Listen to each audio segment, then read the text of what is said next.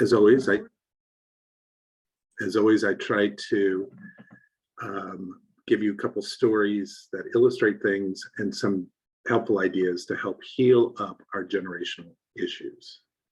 So with that said, let me just say at the start that if you want to do more research on this, I'm going to put in the chat right now a short list of books that can help immensely.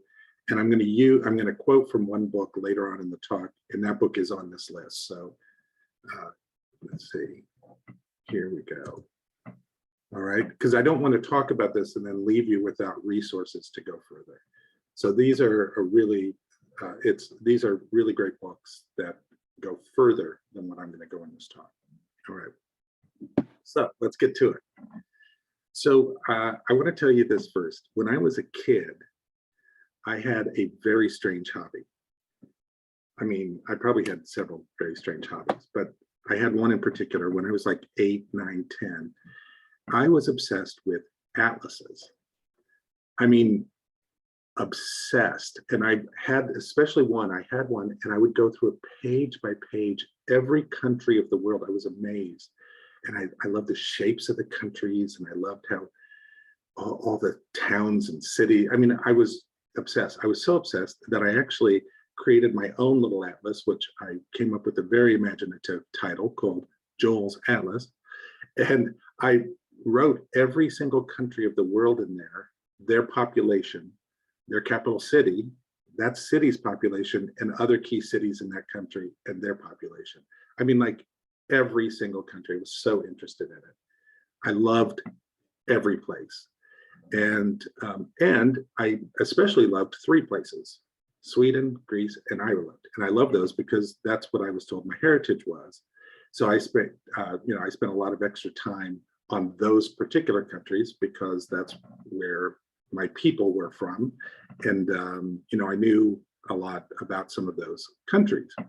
And in addition to those 3 countries, there were 3 more extra special countries that I was just obsessed with. Finland, Britain, especially Scotland and Wales area, and Albania. Now, everybody thought I was nuts. Yes, exactly. Some heads are going like this. I can't explain it. Finland, Scotland, Wales, Albania. I was obsessed with those. In fact, I was so obsessed with those countries, especially Albania, that I read everything I could get my hands on, even at that young age. And in the 1980s, do you remember, like now we have Duolingo and Babbel and stuff, but back then you would get, I mean, it used to be records, and then it got to be cassettes where you could learn a language by cassette. So I went to like this big bookstore and I got a set of cassettes to learn how to speak Albanian, which I still have somewhere. I think I got about 15 minutes into the first cassette and it was really hard. So I don't think I ever went any further, but that's how obsessed I was with Finland, Scotland, Wales, and Albania. Anyway, and I remember asking my parents, why is this, why? And they were like, I don't know. And I said, do we have people from these? And they said, we don't know anybody from those countries. It just was. That was a strange hobby of mine, strange fascination.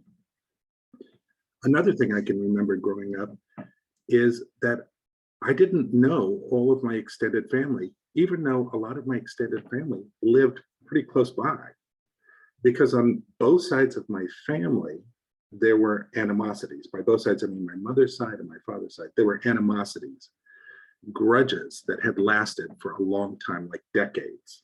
Can anybody else relate to that? Yes, lots of heads are nodding.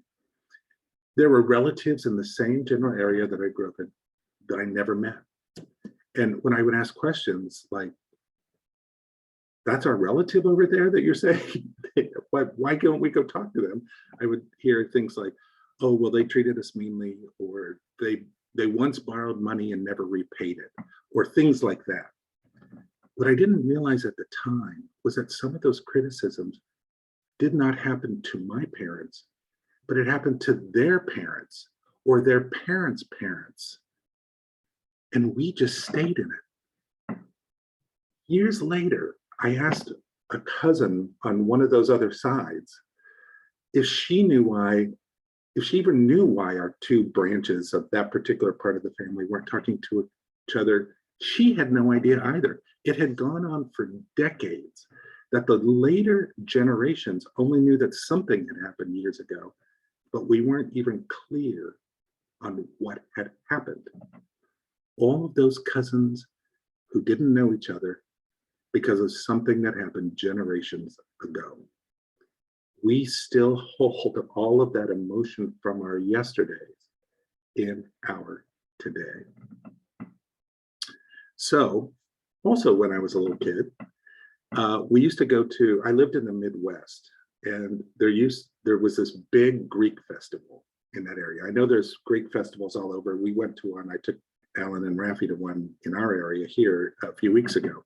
But this was in the Midwest where I grew up, and it was a big, big festival. There was a big settlement of Greeks in that area, and Swedes and Irish and Germans and Poles and all sorts of wonderful mix of people. But this was a big fundraiser for the Greek Orthodox Church. They had this one fundraiser each year, and it was attended by hundreds of people in this big field and on somebody's farm.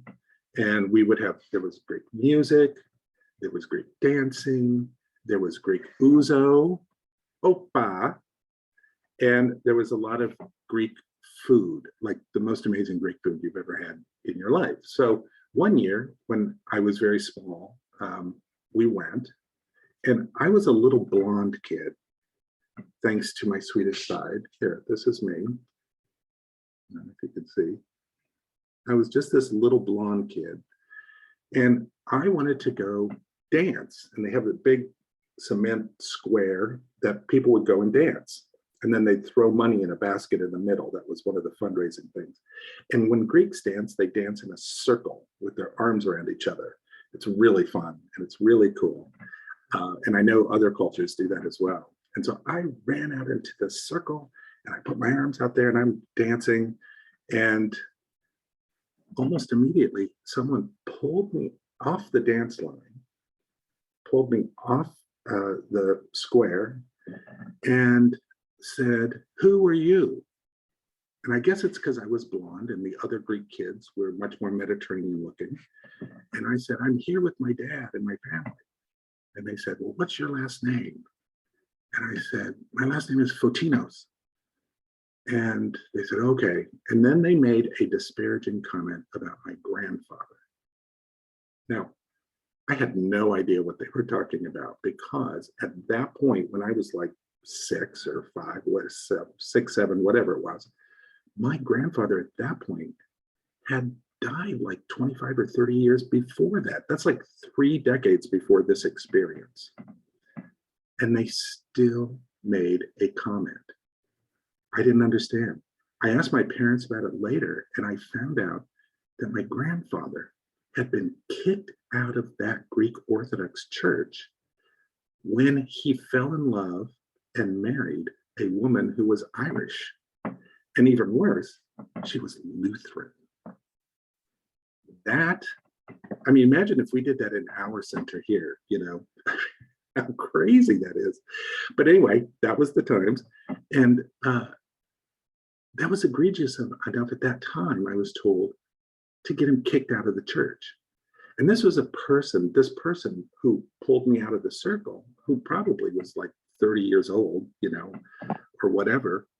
He knew about it and commented on it to me, this great grandkid. Again, it happened decades before that day, and yet it was still a thing. Now, I mention this because it was such a small thing. I mean, I'm sure it was a big deal for my grandfather at the time, but I mean, I'm talking about in the scheme of human history, you know, it's such a small thing, and yet 30 years later at that point, it was still a thing. They used to call this the sins of the father, meaning that the children and grandchildren and bloodline, so on, would pay the price for what had happened before them by their elders or ancestors. But as we, as a humanity, got to know more about things like psychology and inner healing, we were able to begin to heal those wounds. At least some people have. So the first thing I want to say about generational healing is that sounds crazy to make this a thing, but it is. First, you have to actually acknowledge it. You just have to realize it. You have to understand that our forefathers and foremothers had experiences and lives and struggles and successes and everything else. Back in previous generations, our personal healing and growth just wasn't as emphasized. It wasn't as important. My ancestors often had to just survive, and that was their focus. Other people's ancestors had to survive under the most egregious of situations and experiences. We know many of the atrocities of history. And some of us don't even know what our ancestors went through. But I believe most of us can agree that the focus on personal growth and self-love and healing was not a priority for most people in generations past, and in many cases, not even possible. We know this. And we must acknowledge that this is true, that things happen. This isn't meant right now to be a talk on the crimes of history, but I do want to touch on the fact that those experiences of history, from the best to the very worst, still live inside us. So a few years ago, I finally did one of those DNA blood tests, you know, the ones where they send you the kit, you spit in the tube and mail it back, and they give you all this information about your past. Have any of you guys done that? A few of you have. So of course I did it, and what I was expecting to find was what I had been told all these years and what my family believed. That was I would be Swedish, Irish, and Greek. And the way that you get the results is in several ways. One of which is you get a map and it puts the dots of where the blood heritage is. Like Alan did it too, my spouse, and he had always been told his entire lineage is from England. And sure enough, when he got his map, here's the entire world, and there's one red dot, and it was England. Like, it was right on. And Raffi did it, and he had dots everywhere. It was really amazing. It was so cool to see where his lineage was. So I got mine, and I was expecting to see the 3 dots, and those 3 dots indeed were there. But guess what? There were 3 more dots. And can you guess where those 3 dots were? Finland, Scotland, Wales, and Albania. I was dumbstruck when I got those results. I mean, I didn't expect it, didn't even cross my mind that it would be in there. So I did a second one of those tests, and the results were the exact same. I couldn't believe it. And by the way, some of my family still does not believe it to this day, weirdly, but it's in the blood. And something in me, even at that young age, knew it, remembered it. When I was looking at the atlases, and I had the entire world in my hands, and those were the countries that it said, pay attention, here, here, and here. And looking back on it, it makes me wonder, what else is inside of me from generations past that is affecting my present? I believe memories are in our very blood, not just height, you know, DNA height, eye color, health tendencies, but memories, feelings, emotions, history. I believe we carry our cultures with us, in us, the food, the music, the feelings. We carry the best of it, and we carry the least best of it. It's encoded in us somehow. That's my belief. We carry them, and it's becoming more and more studied, this idea of generational memory in our DNA and RNA. Again, refer to those books that I put in the chat if you're interested in more about this. Now, I mentioned earlier that generations past didn't focus as much on personal growth. And I just want to say, I'm not saying that it wasn't there. But remember, in the history of humankind, if this is the entire history of humankind, psychology came just very recently.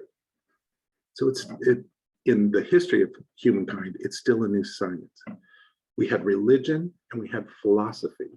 So I'm not saying there was no emphasis in this, but it's not like today where we have Oprah and we have self-help books like the ones I put in chat, or we have access to doctors and healthcare professionals and clean water and indoor plumbing and medicines and information. We, or most of us do, or more people now than ever before in history, have access to a lot of this. And we are, I believe, evolving in many ways to value our physical and mental health more now than maybe at any point in history. And that's important to know because each generation can expand on the one before. And current generations can do significant inner work around generational healing. And that brings me to this very important second point. The spiritual teacher and Franciscan priest, Richard Rohr, once wrote something that I was completely struck by. And I think it's the crux of what I want to express in this morning. So if you only remember one thing from this talk, remember this one thing. And it's this. He wrote, pain that is not transformed is transmitted. Let me say that again. Pain that is not transformed is transmitted. Our job, one of our jobs, I believe, on the spiritual path is to transform the pain so that we don't carry it forward. And we can do that in big ways and small. So let me just, as an example, give you a very small example. Again, there are big ways we can do it. I have stories about that, but we don't have time. But here's a small, quick story. For years, I was afraid of flying, and I had to fly quite a bit for my job, more then than I do now. But, you know, I was so afraid of flying. And in the day or two leading up to flying, I would start to get very tense. People would say, what's wrong? Nothing, I just have to fly. And, you know, I would just get, it would really affect my day. And I would worry. And on the day of the flight, I was really intense and I could be really short with people who were in my path.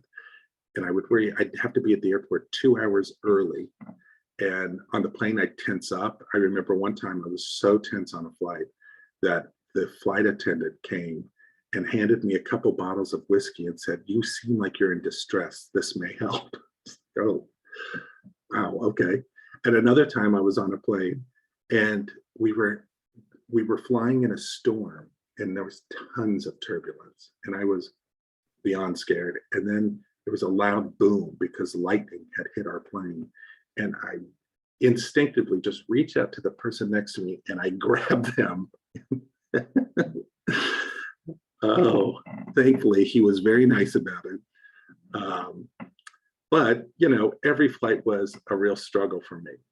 And that was my reality for years. And I just thought I have to, you know, live with this until one day, about, I don't know, 8, 9, 10 years ago or so, I was doing all that tense behavior leading up to a flight.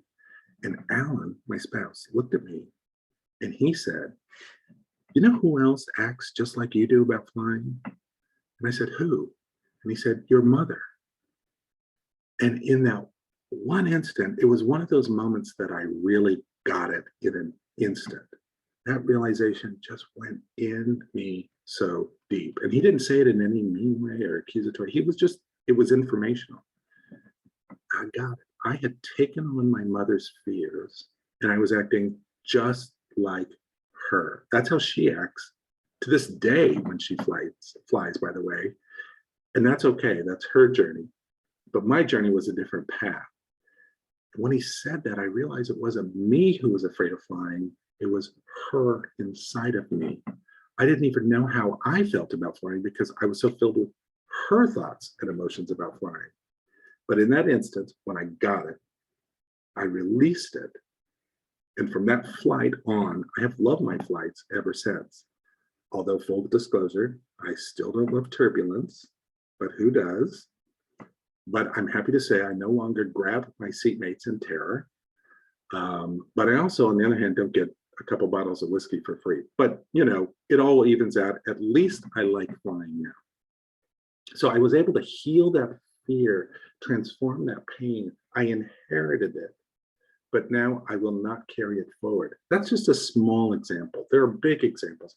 I know for a fact, because I've talked with many of you, that you have stories of what you carry from your parents and your extended family and your ancestors. Pain transformed means the pain is not transmitted. We can do the work. Let me read you this. This is on the list of the books that I put in there. This is from Spirit Hacking by the wonderful shaman Durek, who is a brilliant and wonderful 6th generation shaman who knows a lot about generational healing and writes a lot of it. He has great TikToks and Instagrams too, by the way. And he says this. He says, we all have a responsibility to our lineage. The reason our ancestors endured and the reason our ancestors survived and the reason our ancestors propagated was not so that their great grandchildren could enjoy our own isolated existences for our own hedonistic pleasure, but so that we could make things better for ourselves, for each other, and for our lineage. And he goes on to talk about the fact that he believes, as a shaman, that our ancestors are still available to us. And whether you take that literally or you just kind of believe in the spirit of it, it still will work as far as you want to take that. And he says this, he says, our ancestors walked the earth and lived their own lives in their own time. And when they died, they learned powerful lessons about the choices they made, looking back at their lives. Now that they're on the other side, they have a broader perspective. They can see the bigger picture. And then he suggests that we build a bridge to our ancestors so that we can access that wisdom that they then learned. And he suggests this, the easiest way to cultivate a relationship with your ancestors is to build a bridge between your world and theirs. When you build a bridge to your ancestors, you are opening up a connection between you and your bloodline. And he says there's a couple ways you can do it. One, you can build an ancestor altar. And so you can do that by taking pictures, like here's my dad when he was in his 30s, and when he was a little boy with some of his family, that's his mother right there. And here's my mother when she was a little girl and her sister. She was just so cute. And me when I was a baby with my sister. Look at that cute baby.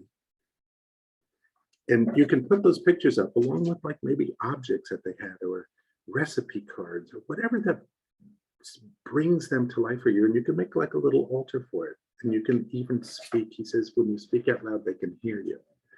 So the other thing he says to do is you can do a visualization in a 10-second synopsis of the visualization. And you can read the book to get the full thing.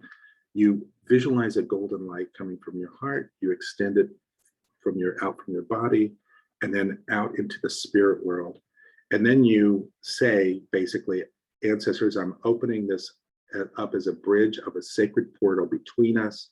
And he has some other things that you say. And then you ask your ancestors to give you signs, like a sensation or a color or a thought or a word. And then you strengthen it every time. You keep asking for this same sign and you strengthen it every time. And he says, every time you get that sign that you hear, feel, or see something, tell your ancestors out loud what you are perceiving, and then ask them to increase the receptivity. This spirit hack teaches you how to be present with your ancestors. The more you use this technique, the stronger your connection with your ancestors will be, and the more access you'll have to them. And he also says that we can heal backwards. We can heal the pain backwards, the pain that they had.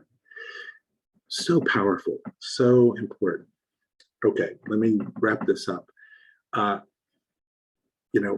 Of course, in this month, we're focusing on forgiveness, and the forgiveness work we teach and have been teaching for the last few weeks. And if you haven't seen those talks, they're all available on YouTube. The links are in our weekly emails. And if you don't get the weekly emails, please sign up for those. But the same techniques we use to forgive others, which we've talked about, and to forgive ourselves, which we talked about, can be used to forgive what is unhealed from the past. Not just our past, but our ancestors' past, our lineage. We can let that go. We can literally alter our DNA, the memories in our DNA. In this way, we are adding our unique stamp to our lineage. It's like this. I have a recipe for baklava, which is the Greek pastry, with honey and fila leaves and nuts and butter. It's an old recipe. Each generation has changed it just a smidge, and it gets better every generation. And I've changed it just a smidge too. I put more emphasis on pistachios than I do the walnuts. Just saying. So if you tasted that baklava, you would taste my lineage. It would taste like my lineage, including me. We get to add our own smidges of changes to our lineage, and sometimes huge smidges of changes to our lineage through our healing and closing the circles. Forgiveness, as has been covered, and is beautifully articulated in Reverend Michelle's new book on the topic, does not mean condoning. Please hear that. And it does not mean forgetting, but it does mean transforming so that we can pass along the information, but we don't pass along unhealed pain. I think, of course, it would be great if everyone did this, but I do believe that those of us called to this spiritual path are called to do transformational work. The more we transform, the brighter our lights will be, and we can then inspire those around us to begin the journey as well. So closing, let's say this. Let's embrace the ancestry, all of our ancestry, both known and unknown, that lives within each one of us. Let's lift it up and continue the best of it. And let's recognize, acknowledge, and begin the work of transforming the least best of it. Use the tools we teach. Use Reverend Michelle's book, which is coming soon. Use the books that I put in the chat today. Avail yourself of professionals if need be. Reach out to our practitioners, and let's not pass on to the next generation what we, those of us here who are on the path, can heal. We can close some of the circles that makes our lives lighter and brighter. It heals backwards some pain that lives inside of us, and it also leaves less pain for the generations to follow. So let's close in a treatment. We'll use some of Shaman Durek's language in this. And let's just take a breath, and you can close your eyes if you'd like, or let's just go to that place of oneness that we know is in and through and underneath the basis of all things. Available just one breath deeper, we go to that place of oneness. And as Shaman Durek writes in this brilliant book, visualize a golden light emanating from your heart and extending out beyond your body, beyond this realm and into the spirit world. And as you run that energy from your heart and into the spirit world, say out to yourself, out loud if you need to, want to, ancestors, I am opening up this bridge as a sacred portal between us. I welcome your wisdom and your guidance and your love, as well as any requests you have of me. I honor our connection, and I'm excited to share this journey with you. We know that in the realm of spirit, time is not chronological, that everything is in the present moment. So in this present moment, we honor those who came before us. We work on that golden light to heal and transform pain, unhealed memories, unhealed experiences, as we open ourselves up to begin the process to heal them, not to forget, not to condone, but to heal them so that we can be free from them and free the people in our lives and the people who come after us in our lineage and in the world. Right now, I know this to be true for everyone listening to these words, because Spirit is all in all. And we know this to be true for each one of us right here, right now, releasing this into love and law. So gratefully, together we say, and so it is.